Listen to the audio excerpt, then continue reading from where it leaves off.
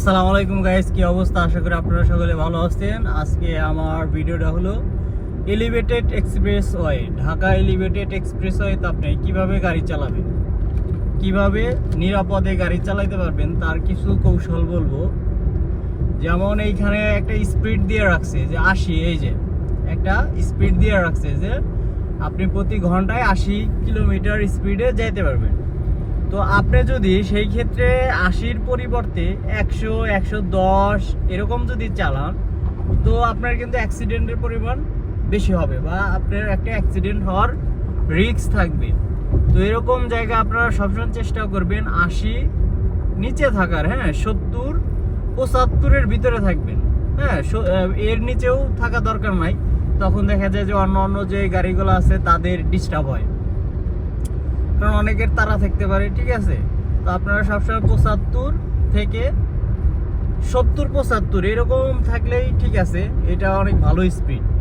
তো এই স্পিডে আপনি আসবেন। আর যে কথা না বললেই নয়, রাস্তাটা খুবই সুন্দর, খুবই ভালো। আর যেই সরকারি বানাইছে তাদেরকে সাধুবাদ জানাই যে এরকম রাস্তা বাংলাদেশে দরকার।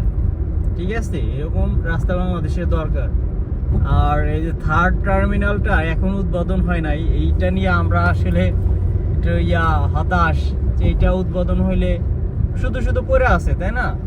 সরকারি অর্থ তো আমাদেরই অর্থ, এগুলা পড়ে না থেকে যদি ইউজ হয় তখন এটা খুবই হেল্পফুল হয়, মানুষের জন্য অনেক উপকার হয়। তো এই যে দেখেন, খুব বেশি সময় লাগে না, 10 মিনিট 15 মিনিট মনে হয় লাগছে, 10 মিনিট 15 মিনিট এরকমই, 10 মিনিটের মতো লাগছে, বেশি লাগে নাই। এলিভেটেডে উঠলে সোজা নিয়ে আসি এয়ারপোর্টে। তো আপনারা সবসময় চেষ্টা করবেন সাবধানে কেয়ারফুলি গাড়ি চালাইতে, কখনোই তাড়াহুড়ো করবেন। আর এইরকম নিচে নামার সময় স্লো নামবেন।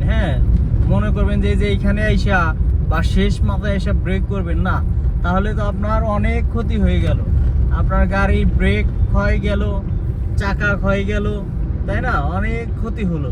তো আগের থেকে আপনার আবার তেল মোবিল খরচ হয়েছে, তো এগুলো করার কি দরকার? আমরা আগের থেকেই চেষ্টা করব যে মানে অ্যাক্সিলারেটর ছেড়ে দিতে, তাহলে স্লো আপনি গাড়ি স্লো নামবে।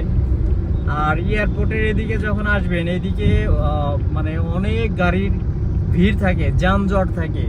যখন আপনারা ফার্স্ট টাইমের দিকে হবেন তখন সবসময় চেষ্টা করবেন স্লো আর তাড়াহুড়া না করে গাড়ি চালানো। এই যে দেখেন, আমার সাথে কিন্তু একটা ক্রাউড প্লিজ সিস্টেম তৈরি হয়েছে। আসলে সবাই আগে যাইতে চায়, তো যারা আগে যাইতে চাবে যাইতে দেবেন, কিন্তু আপনি আপনার লাইন মিস করবেন না। আপনার এমন যেন না হয় যে আপনি আপনার লাইন মিস করে আসছেন, তো আরেকজন আপনাকে মানে একের পর এক গাড়ি ওভারটেক করতেছে, এরকম করা যাবে না। আপনি একটা নির্দিষ্ট লেনে সব গাড়ি যেই গতিতে যাচ্ছে আপনি ওই গতিতে যাবেন। এই যে এখন আমার যে দূরত্বটা আছে, এইটা বেস্ট একটা দূরত্ব। ঠিক আছে, এটা খুবই সুন্দর দূরত্ব ঢাকা শহরের ভিতরে। এটা হলো আপনার সিটির ভিতরে। ঠিক আছে, এরকম দূরত্ব থাকলে সমস্যা নাই, কারণ আমরা সব গাড়ি 40-এ যাচ্ছে। তো 40-এ গেলে এইখানে দূরত্ব হবে ম্যাক্সিমাম 30 গজ দূরে, 30 থেকে 30 গজ দূরের মতো হবে। তো এরকম দূরত্বে 40 স্পিড হলে গাড়িটাকে ব্রেক করা যায়, সমস্যা নেই। আর এই যে এখন যে দূরত্ব আছে এটা আবার একটু বেশি হয়ে গেছে। ঠিক আছে, কারণ এই দেখা যাবে অন্য গাড়ি আইসা এখানে ঢুকে পড়বে। তো এয়ারপোর্ট অঞ্চলে যখন আসবেন তখন আপনাদের হর্ন দেয় কিন্তু নিষেধ, কিন্তু আমি একটা দিলাম, এই জন্য দিছি। নিষেধ বলতে যে দেওয়াই যাবে না এরকম কিন্তু না, তবে আপনি যতটা অ্যাভয়েড করা চলা যায়, ঠিক আছে, যতটা অ্যাভয়েড করা চলা যায় হর্ন না দিয়ে। কিন্তু ওইখানে আমার ওইখানে 2 জন মানুষ ছিল, তো ওই 2 জন মানুষ দেখা যাচ্ছে যে হঠাৎ করে দেখা গেল রাস্তার মাঝখানে চলে আসলো, বা ওনারা পারাপার হওয়ার একটা অ্যাটেম্পটে ছিল, যার কারণে আমি ওনাদেরকে হর্নটা দিচ্ছি। কিন্তু আপনারা চেষ্টা করবেন হর্ন না বাজানোর। এয়ারপোর্ট অঞ্চলে কিন্তু হর্ন বাজানো নিষেধ। যখন একান্তই প্রয়োজন ঠিক তখনই দিবেন। অনেকে আছে না হুদায় হর্ন বাজায়, মানে কারণ নাই বারণ নাই, এমনি হর্ন বাজায়। তো ওরকম হর্ন দেওয়া যাবে না সবসময়। সব মানে যত যেইগুলো মানুষের জন্য উপকার, যেইগুলো আপনার জন্য উপকার, যেটা আপনার গাড়ির জন্য উপকার, তার প্রতিটাই আপনাকে ফলো করতে হবে, স্টেপ বাই স্টেপ ফলো করে গাড়ি চালাইতে হবে।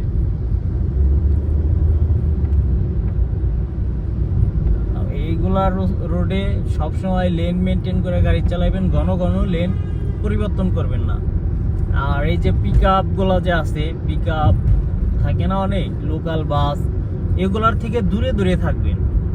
হ্যাঁ, ওই লোকাল বাস যে কোনো সময় যে কোনো জায়গায় ব্রেক করবে, কিন্তু ওদের মানে ওদের কোনো মা বাপ নাই, ঠিক আছে, এরকম অবস্থা।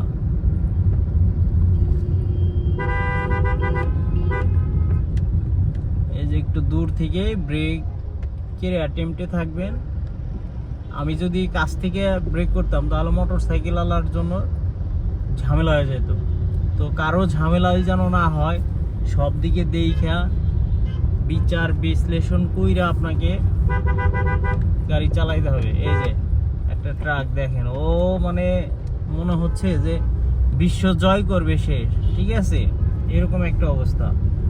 অথচ আমরা টান দিলে ওকে খুঁজে পাওয়া যাবে না। কিন্তু এই সমস্ত জিনিস মাথায় রাখা যাবে না যে আমি চলে গেলে, আমি টান দিলে ওরে পাওয়াই যাবে না, ঠিক আছে, এরকম না।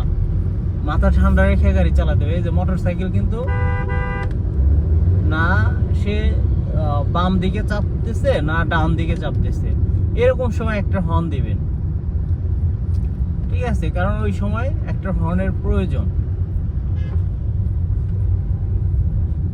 আর আপনারা যখন নতুন অবস্থায় থাকবেন সব সময় চেষ্টা করবেন যে গাড়িটাকে যে কোনো একটা লেন ধরে গাড়ি চালাইবেন।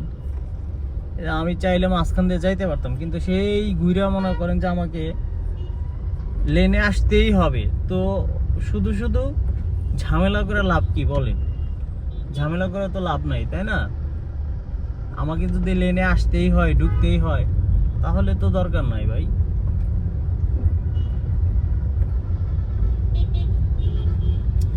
আবার আর একটা বিষয়, সেটা হলো যে ঢাকাতে যখন আসবেন, লোকাল বাসে চড়েন বা যে কোনো গাড়িতে থাকে, জানালা খুলে কখনোই মোবাইল টিপবেন না, বা জানালার পাশে বসে থেকে ফোন টিপবেন না, ঠিক আছে। এই যে কিছু মনে করেন যে কি বলে বাপ মাহীন, ওই সমস্ত মনে করেন যে টোকাই মার্কা পোলাপান গুলা আর রাস্তাতে ঘুরবে, ঘুরতে ঘুরতে ঘুরতে ঘুরতে চট করে মনে করেন যে আপনার ফোনটা টান দিয়া নিয়ে যাবে। তো ফোন টোন টান দিয়া যেন না নেয়, এইগুলার হাত থেকে বাঁচার জন্য আগের থেকেই সতর্ক থাকতে হবে। সতর্কতার কোনো মায়ের নাই। হ্যাঁ, যত সতর্ক থাকবেন তত নিরাপদ থাকবেন। আর একটু অসতর্ক হবেন, দেখবেন যে একটা ঝামেলার মধ্যে আপনি পড়ে গেছেন। ঢাকা শহর হলো ঝামেলার শহর। আবার এই যে এরকম যেগুলা লেন থাকে, যে একটা সোজা চলে যাচ্ছে আর একটা বাঁ দিকে যাচ্ছে, তো এরকম সময় আপনারা ডান দিকেই, যদি আপনি সোজা যান তাহলে আপনি ডানে থাকবেন। অনেকে থাকে যে বাঁ দিয়া মাঝখান দিয়া ঢোকার চেষ্টা করে, তারাই কিন্তু দেখা যায় পরে লাস্টে যায়, ঠিক আছে, তারা পরে যায়। তো আপনি যত ডান দিক দিয়ে যাইবেন, দেখবেন যে আপনি সবার আগে যাচ্ছেন, ওদের আগে আপনি যেতে পারবেন। আর আপনাকে গুতাগুতি করতে হবে না, ঠিক আছে।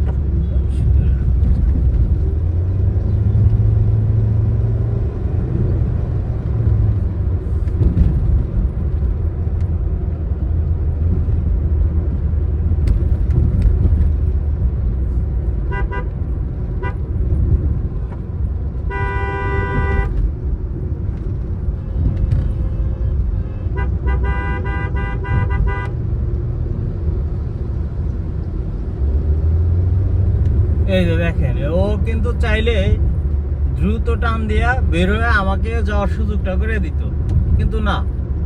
হ্যাঁ, এখন ওনার গতি শেষ, ওনার আর গতি নাই, উনি আর আগাইতে পারতেছে না। মানে একটা যাতা অবস্থা, বুঝছেন? আমাদের দেশে যারা গাড়ি টাড়ি আমরা যারা চালাই, আসলে কি বলবো, মানে কেউ কারো, সবাই শুধু নিজেরটা বুঝি, অন্য কারোটা আমাদের বোঝার কোনো দরকার নাই, এরকম একটা অবস্থা।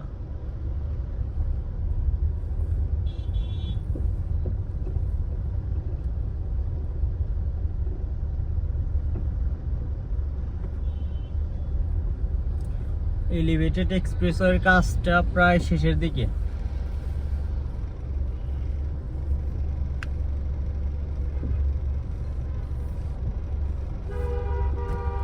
আমাদের দেশে আরেকটা সমস্যা, সেটা হলো যে একটা প্রজেক্ট শুরু হইলে সেটা শেষ হওয়ার নাম থাকে না। বুঝতে পারছেন? এই হলো আমাদের দেশের একটা মেজর প্রবলেম, যে কোনো একটা প্রজেক্ট কেউ কাজ ধরলে ওই কাজ আর শেষ করে না, বছরের পর বছর লেগে যায়। আর মেয়াদ একবার করে হলেও বাড়ায় তারা।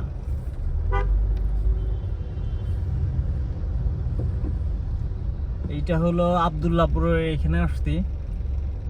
তো এই জায়গাটাতে সবসময় মানুষজনের একটা ভিড় ভাড়টা এগুলা সবসময় থাকে, সকাল বিকাল রাত দিন নাই।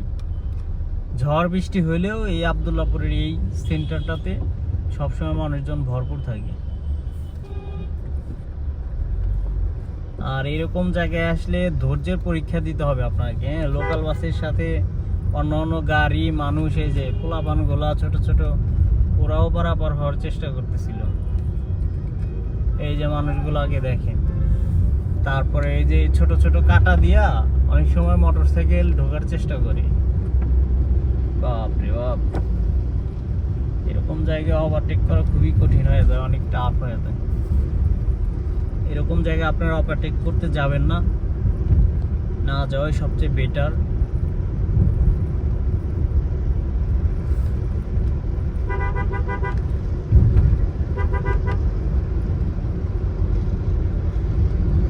আর লোকাল বাসের পিছে পিছে যাবেন না, সবসময় চেষ্টা করুন লোকাল বাস থেকে দূরে থাকতে। লোকাল বাস থেকে দূরে থাকবেন, নিরাপদ থাকবেন। আর যতগুলা এই যে এরকম যাত্রী নামানোর জায়গা আছে, এরকম জায়গায় আসলে কিন্তু আপনাদেরকে সবসময় গাড়ি স্লো রাখতে হবে, মানে এমন একটা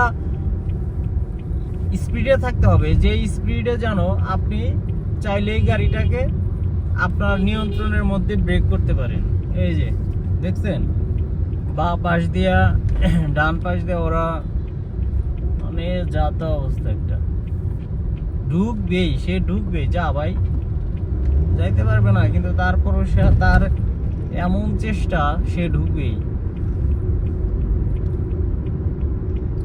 আবার এই যে এরকম ব্রিজের নিচে যখন আসবেন, তখন সব সময় ডান বাম সব দিকে খেয়াল রেখা গাড়ি চালাতে হবে। হ্যাঁ, যে এই যে দেখেন ডান দিক দিয়ে কিন্তু মোটর সাইকেল উঠতেছে, আবার ডান দিকে ওই গাড়িটা আইসা ও ডানে ঘুরলো। তো এগুলা খেয়াল রাখতে হবে, বুঝতে হবে, ঠিক আছে? আর এগুলা বোঝা তো গাড়ি যখন